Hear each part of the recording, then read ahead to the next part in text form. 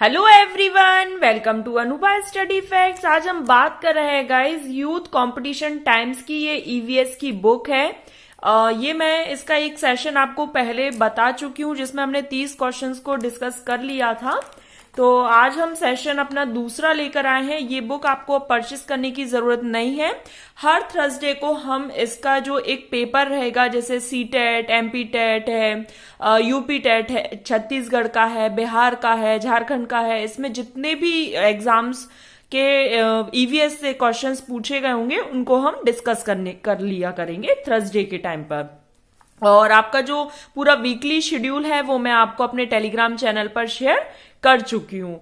तो आज का सेशन हम शुरू करते हैं। इससे क्या है, आपको पता चल जाएगा कि अलग अलग टेट में किस तरीके से ईवीएस से क्वेश्चंस पूछे गए। तो ये एमपी टेट के लिए, यूपी टेट के लिए और सी टेट के लिए, तीनों एग्जाम्स के लिए बहुत ज्यादा हेल्पफुल रहेगा। क्योंकि सी टेट और एमपी टेट में क्या होता है, पेडागोजी भी पूछी जाती है, यूपी टेट में पेडागोजी नहीं पूछी जाती है। तो जब भी हम कभी यूपी टेट के क्वेश्चंस को डिस्कस करेंगे, जैसे आज हम सी टेट 2019 दिसंबर में जो पेपर हुआ था उसके बारे में बात कर रहे हैं, तो इसमें जितने भी कंटेंट वाले आएंगे वो आप यूपी टेट के लिए भी हेल्पफुल मान सकते हैं। क्योंकि क्वेश्चन है भाई किस तरीके से किसी भी टेट का किसी दूसरे एग्जाम में पूछ लिया जाता है, तो ये तो स्वाभाविक सी बात है। तो हमें हर किसी एग्जाम के लिए तैयार रहकर चलना है। तो चलिए आज का सेशन हम शुरू करते हैं। फर्स्ट क्वेश्चन है, बच्चों को पर्यावरण अध्ययन सीखने में प्रभावशाली तरीके से जोड़ा जा सकता है। तो इसमें देखिए क्वेश्चन क्या है, प्रभावशाली तरीके से। नरेटिव्स मतलब वृत्तांत, स्टोरीज, या फिर शिक्षक के द्वारा अवधारणाओं की प्रभावशाली व्याख्या, या शिक्षक के द्वारा अवधारणाओं का प्रभावशाली प्रदर्शन एवं व्याख्या। तो इसमें क्या दिया है, बच्चों को पर्यावरण अध्ययन सिखाना है, तो उसका जो प्रभावशाली तरीका है तो उसमें शिक्षक का रोल थोड़ा सा कम हो जाता है। यहां पर आप बच्चे को नरेट करेंगे, स्टोरीज ये बहुत ज्यादा प्रभावित करती है। तो हमारा ए और बी ऑप्शन बिल्कुल सही हो जाएगा। चलिए नेक्स्ट क्वेश्चन पर बढ़ जाते हैं। Objectives of EVS teacher who encourages his और her children to observe animals and make pictures on their own is or are two. मतलब पर्यावरण अध्ययन के जो शिक्षक हैं उसके द्वारा बच्चों को जानवरों का अवलोकन और उनका चित्र बनाने को प्रेरित करने का उद्देश्य क्या है। डेवलप क्रिएटिविटी ऑफ चिल्ड्रन, बिल्कुल सही बात है कि आप क्रिएटिविटी डेवलप करना चाहते हैं। फिर बात है develop observation and design skill of children, ये भी बिल्कुल सही बात है कि आप बच्चों में क्या जागृत करना चाहते हैं कि भाई क्रिएटिव बने बच्चा और उसमें अवलोकन और रचना कौशलों का विकास हो, बिल्कुल सही। फिर है develop aesthetic sense of children, ये भी बिल्कुल सही बात है। तो हमारे तीनों ऑप्शन जहां पर भी होंगे वो ऑप्शन बिल्कुल सही हो जाएगा। Only B, A B C, only A या फिर ए सी। तो ए बी एंड सी हमारे तीनों ही सही ऑप्शंस हो जाएंगे। यहां पर देखते हैं नेक्स्ट क्वेश्चन है, which of the following principle of learning is followed in EVS. Unknown to known, known to unknown, global to local और एब्स्ट्रैक्ट टू कॉन्क्रीट। तो केवल ये ईवीएस से रिलेटेड नहीं है, ये बिल्कुल हर जगह अप्लाई होने वाली बात होती है कि नोन टू अननोन, बच्चे को जो पता है सबसे पहले हम वो चीज सिखाते हैं, फिर हम अननोन की तरफ बढ़ते हैं। तो नोन टू अननोन जो है यहाँ पर देखिए, maths pedagogy, EVS, Hindi, English, ये कुछ भी यहाँ पर सब्जेक्ट चेंज कर सकते हैं, लेकिन नोन टू अननोन ये हमेशा ही रहेगा। चलिए आगे बढ़ जाते हैं। आगे पूछा गया है, इन EVS learning of crafts and arts while working in groups is encouraged। क्यों एनकरेज करना चाहिए? पर्यावरण अध्ययन में शिल्पकला और चित्रकला को समूह में करके सीखने पर बल क्यों दिया जाता है? क्यों? क्योंकि कक्षा की अनुशासनहीनता को रोकने के लिए। ऐसा तो बिल्कुल नहीं कि अनुशासनहीनता को रोकने के लिए हम ये सब काम किए जा रहे हैं। फिर बात आती है कि समूह में सीखना सहपाठी द्वारा सीखने को प्रोत्साहित करता है। Group learning promotes peer learning, बिल्कुल सही बात है। Group learning improve social interaction, ये भी बिल्कुल सही बात है कि हम ग्रुप लर्निंग क्यों कराते हैं, क्योंकि इंटरेक्शन होता है बच्चों में आपस में। फिर बात आती है group learning helps in completing the syllabus of EVS in time. ये तो बिल्कुल लॉजिकल नहीं है कि हम केवल सिलेबस को कंप्लीट कराने के लिए ये सब कर रहे हैं। तो हमारे कौन कौन से ऑप्शन सही होंगे, बी और सी। अब हम ऑप्शंस में देखते हैं बी और सी कौन से ऑप्शन में, तो ए फर्स्ट ऑप्शन में ही बी और सी दिया हुआ है, तो हमारा फर्स्ट ऑप्शन बिल्कुल सही हो जाएगा। चलिए आगे बढ़ जाते हैं। Which of the following is or are the most effective resource for EVS learning? Family members, सही बात है। मेंबर्स ऑफ कम्युनिटी, बिल्कुल सही। न्यूज़पेपर, क्लासरूम, चारों। तो ए बी सी डी। अब हम ऑप्शंस की तरफ हिट करते हैं। क्या दिया है, फर्स्ट है ए बी एंड सी, ठीक है। ए बी डी या फिर सी डी। वैसे अगर ए बी सी डी होता तो हम ए बी सी डी की तरफ जाते, लेकिन चूंकि ए बी सी मतलब 3 ऑप्शंस, सबसे ज्यादा ऑप्शंस किसमें गिवन है, फर्स्ट ऑप्शन में, तो ए हमारा बिल्कुल सही आंसर हो जाएगा। फिर है कक्षा 5 की शिक्षक एक क्रियाकलाप एवं संचालन करती है जिसमें वो कक्षा के बच्चों से फर्श पर चीनी के कुछ दाने डालने को कहती है और उनको चींटी के आने तक का इंतजार करने के लिए कहती है। मतलब वो कहीं ना कहीं ऑब्जर्वेशन की स्किल डाल रही है। ऑब्जर्वेशन मतलब अवलोकन, जैसे आपने चीनी के दाने डाले, अब चींटियों को आते हुए आपको देखना है, मतलब कहीं ना कहीं ये ऑब्जर्वेशन वाली बात हो रही। तो अब हम देखते हैं ऑप्शंस की तरफ। बच्चों को क्रियाकलाप का अवलोकन, देखिए ये बात आ गई ना, ऑब्जर्वेशन के लिए बोल रही है, अनुभव और उस पर चर्चा करने को प्रेरित करें, बिल्कुल सही बात है। फिर देखते हैं बच्चों को क्रियाकलाप से संबंधित प्रश्नों को घर से लाने। ये घर वाली तो कहीं बात ही नहीं, क्योंकि चींटी आने तक का इंतजार करवा रही है चीनी डालने के बाद, तो कहीं ना कहीं ऑब्जर्वेशन पर वो ध्यान दे रही है और वो बच्चे के एक्सपीरियंस से जोड़ रही है। फिर है बच्चों को क्रियाकलाप का अवलोकन करने को प्रेरित करती।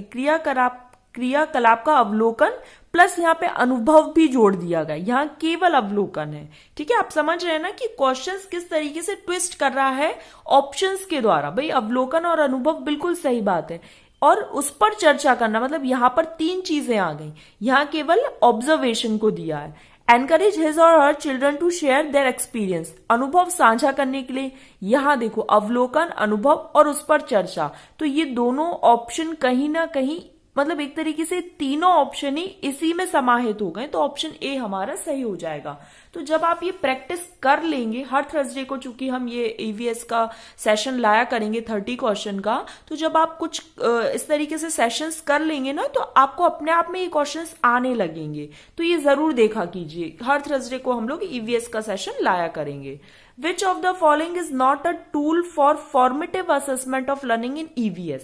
अब देखिए यहाँ पर EVS की बात कर दी, मैंने क्या कहा था, जितना अच्छा आपका CDP पर, बाल विकास पर पकड़ होगी, उतनी ही अच्छी आप सब्जेक्ट्स की पेडागोजी बना पाएंगे। अब यहाँ पर अगर मैथ्स, इंग्लिश, हिंदी दे देता तो क्या हमारा ऑप्शन चेंज हो जाता? बिल्कुल नहीं। क्यों? क्योंकि फॉर्मेटिव असेसमेंट की बात हुई है, मतलब रचनात्मक आकलन की बात हुई। फॉर्मेटिव असेसमेंट क्यों किया जाता है? फीडबैक के लिए किया जाता है।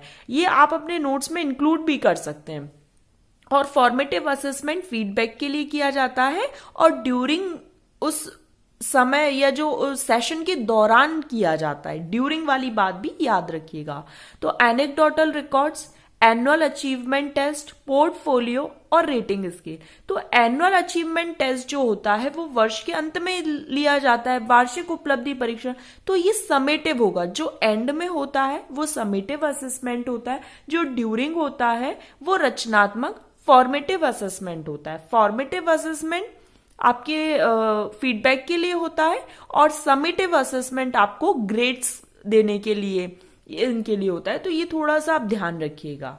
नेक्स्ट है which of the following should be avoided while assessing children in EVS? निम्नलिखित में से किसको पर्यावरण अध्ययन में बच्चों के आकलन में दूर करना चाहिए? आकलन के संकेतकों का प्रयोग, बच्चों के सीखने के गुणात्मक आकलन, बच्चों के उत्तरों को सही या गलत। ये बिल्कुल भी सही बात नहीं होती कि आप बच्चों के क्वेश्चंस को सही और गलत में आंक दें। भाई बच्चा तो अपनी तरफ से पूरी कोशिश कर ही रहा है। अब ऐसा तो नहीं है ना कि हर बच्चा हर चीज सही कर दे। तो कभी भी बच्चों के उत्तर को सही या गलत में नहीं आंकना चाहिए। इससे क्या है, बच्चा डिमोटिवेट हो जाता है। पाठ्यक्रम में प्रत्येक पाठ के अंत में दिए गए आज हमने क्या सीखा, ये तो सबसे अच्छा ऑप्शन है। यहां पर दूर करने वाली बात थी। यहां पर अगर ये होता कि किसको शामिल करना चाहिए तो सबसे अच्छा ऑप्शन ये हो जाता, लेकिन अभी के लिए दूर पूछा है तो ये वाला आंसर हमारा सही होगा कि कभी भी बच्चों को ऐसे आकलन नहीं करना है, बच्चों को सेग्रीगेट नहीं करना है, बच्चे को ऐसे नहीं नीचा नहीं दिखाना है कभी भी कि नहीं तुम्हें ये क्यों नहीं आता है, सारे बच्चों को आ गया। तो इस तरीके से ऑप्शंस आप ध्यान रखिएगा। चलिए नेक्स्ट क्वेश्चन पर बढ़ जाते हैं। Which of the following words species moves it's neck back and fourth with a jerk. अब जर्क की बात आई है तो मैना इसका आंसर होगा, लेकिन अगर 360 डिग्री की बात आती तो क्या होता, आउल इसका सही आंसर हो जाता। तो आप लोग कंफ्यूज मत होइएगा। Consider the following list, tortoise, crocodile, crow, duck, fish. अब इसमें से हमको डिफरेंट छांटना है, तो ये सभी पानी में रहते हैं क्रो को छोड़कर।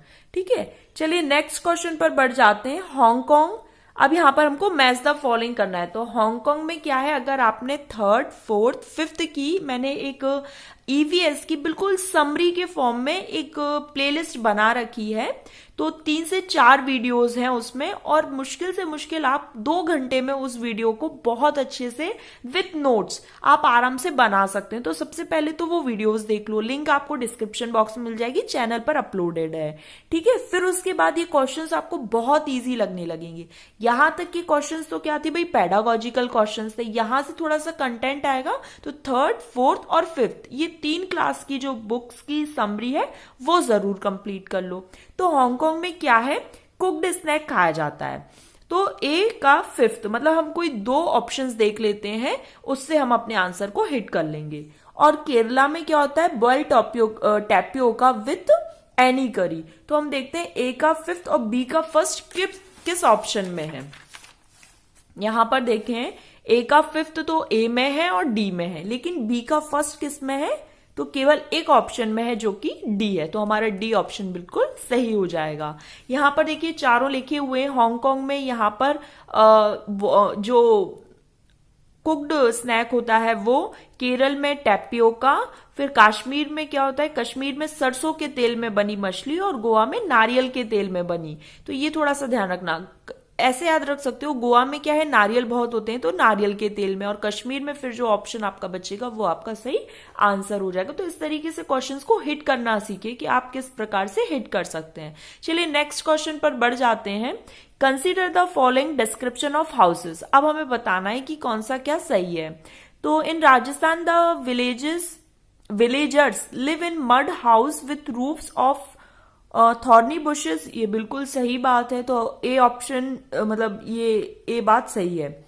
इन Manali Himachal Pradesh houses are made on bamboo pillars. तो नहीं, ये आसाम में बात होती है पिलर पर जब बनते हैं। ले 2 floor of houses are made of stones, the ground floor is for animal and for storing necessary things. तो ए और सी बिल्कुल सही है। बी आसाम के लिए बात होती है, ना कि मनाली के लिए। ठीक है, तो ये भी आप याद रखिए। आप थर्ड, फोर्थ और फिफ्थ एनसीईआरटी की समरी जरूर कर लो, चैनल पर अपलोडेड है। 10-15 मिनट की एक वीडियो है, और एक में थर्ड, फोर्थ, फिफ्थ की एक ही वीडियो में समरी कराई हुई है, तो वो जरूर देख लो। 1 से 2 घंटे में आप आराम से कर लोगे। तो ए और सी हमारा सही आंसर है। फिर है consider the following statement about elephants. अब एलिफेंट के बारे में बताना है। तो एलिफेंट ये भी बात की हुई है उसमें मैंने, जो एलिफेंट्स होते हैं वो बहुत ज्यादा रेस्ट नहीं करते हैं, 2 to 4 आवर्स के लिए, बिल्कुल सही है। An adult elephant can eat more than 200 kg। तो केवल 100 kg वाली बात आती है, 200 किलो नहीं, मतलब ये गलत है। They love to play with mud and water, mud keeps their skin cool, बिल्कुल सही। In elephants herd the oldest female elephant decides everything, बिल्कुल सही। ये एज इट इज आपको देखने को मिल जाएगा, एक बार आप देख लीजिएगा। तो बी ऑप्शन सही नहीं है। अब ए, सी और डी हमारे सही आंसर हैं। देखते हैं सी, डी और ए। देखिए हमारा फर्स्ट ऑप्शन ही बिल्कुल सही हो जाएगा। आज के लिए सेकंड लास्ट, एक्चुअली वीडियो बहुत ज्यादा बड़ी हो जाती है तो वो आप लोगों का भी मन नहीं होगा पढ़ने में, तो हम आज 15 क्वेश्चंस को डिस्कस करते हैं। Which of the following is a group of root बताना है। Sweet potato, radish, turmeric. यहां पर देखो टर्मरिक जो होती है, हल्दी जो होती है, वो तना, रूपांतरित तना है। कैरट, बीटरूट, रेडिश, ये बिल्कुल सही है। यहां पर देखो पोटैटो आ गया, यहां पर टर्मरिक आ गई, जिंजर आ गई। तो यहां पर बी ऑप्शन जो है वो रूट है। तीनों के तीनों यहां पर रूट है। आज के लिए लास्ट है, desert oak is a tree which is found in. कहां पाया जाता है, तो ऑस्ट्रेलिया में। ये भी मैंने कराया हुआ है, तो एक बार आप जरूर देखिएगा। तो गाइज यहाँ पर हम सेशन को कंप्लीट करते हैं। 15 क्वेश्चंस को हमने डिस्कस कर लिया। सेशन पसंद आया तो लाइक कर देना और शेयर जरूर कर देना।